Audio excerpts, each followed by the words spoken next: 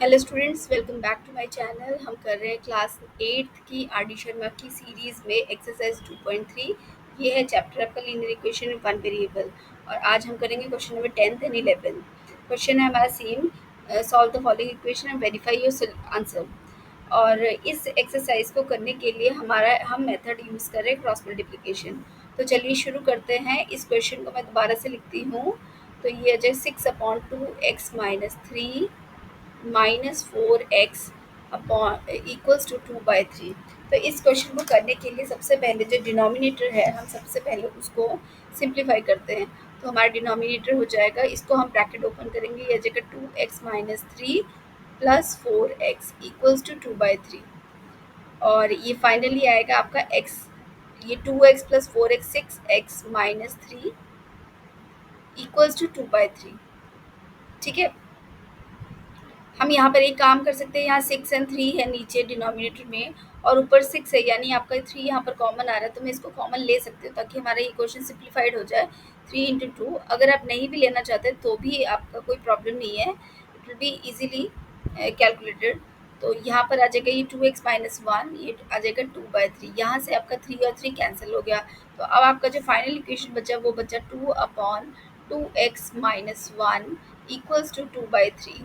अब हम यहाँ पर क्या करेंगे, क्रॉस मल्टीप्लिकेशन कर देंगे। ये हम क्रॉस मल्टीप्लिकेशन कर रहे हैं और यहाँ पर हम इसको 2 और 2 को भी कैंसिल कर सकते हैं ताकि हमारा फाइनल आंसर जो आए वो बिल्कुल ही सिंप्लीफाइड फॉर्म में आए, ताकि हमें कैलकुलेशन ईजी हो जाए। हमने इसको 2 कर दिया। ठीक है, अब हम इसका क्रॉस मल्टीप्लिकेशन करते हैं तो ये आ जाएगा 3 इक्वल्स टू 1 इंटू 2x-1।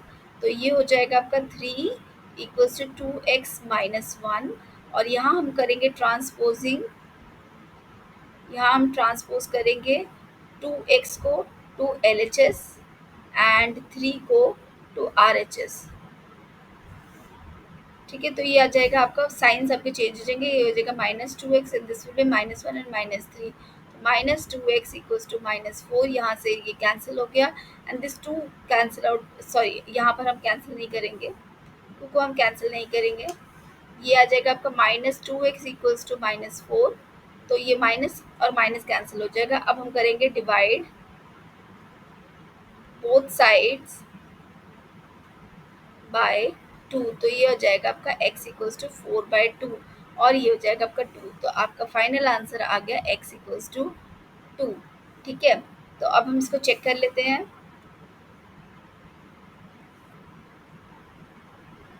तो चेक करने के लिए हम लेफ्ट हैंड साइड ले लेते हैं। 6/2x-3 - 4x और ये है आपका LHS और RHS आ रहा है आपका 2/3। यहाँ पर हम x की वैल्यू 2 पुट करेंगे। तो ये जो 6 इसको सिंप्लीफाई कर लेते हैं पहले। It is 2x-3 plus 4x, ये हो जाएगा 6/6x-3 और 6 इंटू 2 -3, या जगह 6/6 × 2 = 12 -3 6/9। तो इट इज इक्वल टू 2/3। तो यहाँ से आ रहा है आपका LHS equals to RHS। Therefore your answer equals to 2 is correct and verified. तो इसी क्वेश्चन को मैं आपको एक बार फिर से बताती हूँ, क्योंकि मैंने उसमें मैंने बहुत सिंप्लीफाइड फॉर्म किया था। अगर मैं नहीं करती हूँ तो हमारा आंसर कैसे आएगा उसको हम चेक कर लेते हैं। तो ये हो जाएगा आपका +4x, यहाँ तक तो आपका सेम ही रहेगा। 6/6x-3 equals to 2/3। ठीक है, अब हम इसको क्रॉस मल्टीप्लाई करेंगे। आप इसी स्टेज पे क्रॉस मल्टीप्लाई करेंगे, हम कुछ कॉमन नहीं ले रहे हैं। तो 6 × 3 will be equal to 2 × 6x-3। तो ये हो जाएगा 18 इक्वल्स टू 6 × 2 = 12x -6। ठीक है, तो यहाँ पर अब हम क्या करेंगे, ट्रांसपोज करेंगे। Transposing 12x to LHS and 18 to RHS। तो ये हो जाएगा -12x इक्वल्स टू -6 एंड -18। तो -6 और -18 हो जाएगा -24 और दिस विल बी -12x। तो माइनस माइनस कैंसिल, देन करेंगे डिवाइड बोथ साइड्स बाय 12। तो ये हो जाएगा आपका 12x/12 इक्वल्स टू 24/12। तो यहाँ से ये कैंसिल होता है और ये आ जाएगा आपका 2। तो x इक्वल्स टू 2। तो इस केस में भी आपका x2 आ रहा है और हमने जो पिछला किया उसमें भी हमारा आंसर 2 ही आ रहा है। ठीक है, तो आंसर में कोई प्रॉब्लम नहीं है। हमारी प्रॉब्लम है कि हम किस तरह, मतलब इट्स नॉट अ प्रॉब्लम। मैं आपको बताना चाहती हूँ कि अगर मैं यहाँ पर कैंसिल आउट नहीं करती तो भी मतलब आपका सेम ही आंसर आएगा। तो कई बच्चे नहीं समझते हैं ये कैंसिल जो मैंने कॉमन लेकर किया है, कई बच्चों को डिफ़िकल्टी होती है इसको करने में। तो आप ऐसे भी करेंगे तो then also it is correct. तो यही समझाने के लिए मैंने इसी को ही दूसरे मेथड से भी, it's not the another method, बस मैंने इसमें कॉमन कुछ भी नहीं लिया है। तो अभी आपको समझ में आ गया होगा कि दोनों तरीके से ही आप इसको कर सकते हो। ठीक है, तो ये था हमारा क्वेश्चन नंबर 10। तो चलिए क्वेश्चन नंबर 11 करते हैं। हमारा नेक्स्ट क्वेश्चन है ये 2/3x माइनस 3/2x। मैंने इसको लिख दिया यहाँ पर। अब हम इसको किस तरह से करेंगे? सबसे पहले तो कुछ नहीं करना है, डिनोमिनेटर को लेफ्ट हैंड साइड के डिनोमिनेटर्स को मल्टीप्लाई कर लेते हैं। तो ये 6x² हो गया। अब हम इसका एलसीएम ले लेते हैं। This is 2 into 2x minus 3 into 3x equals to 1/12। तो it will be equal to 4x minus 9x upon 6x² equals to 1/12। और ये हो जाएगा आपका minus 5x upon 6x² equals to 1/12। तो यहाँ से x कैंसिल, ये आ गया आपका -5/6x इक्वल्स टू 1/12। तो ये आपका ओरिजिनल क्वेश्चन हो गया। अब हम क्या करेंगे, इसका क्रॉस मल्टीप्लिकेशन कर लेते हैं।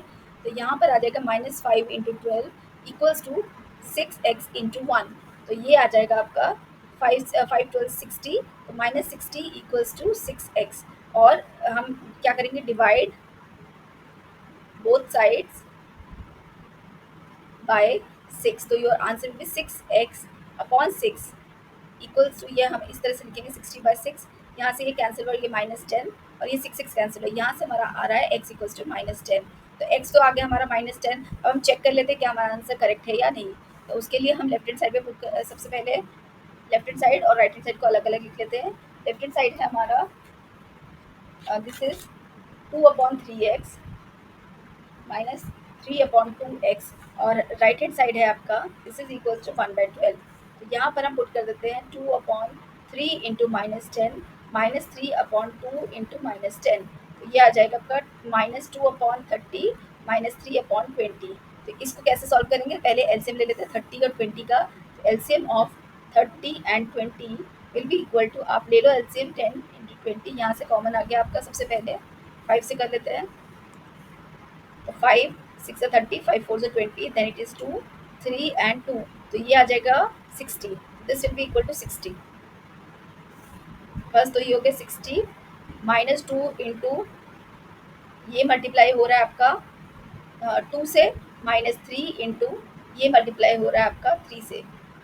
तो इट विल बी -4 -9, सॉरी यहाँ माइनस, यहाँ पर भी माइनस है तो ये माइनस माइनस प्लस हो जाएगा। तो ये प्लस हो जाएगा, फिर प्लस बाय 60। तो ये जाएगा 5/60। तो 5/60 क्या हुआ, इट इज़ 1/12। ठीक है, और हमारा RHS क्या है, इट इज़ ऑलरेडी 1/12। तो यहाँ से आ गया हमारा LHS जो है equal to RHS। That means your answer is correct which is x equals to -10। ठीक है, तो ये था आपका आंसर, वेरीफाइड।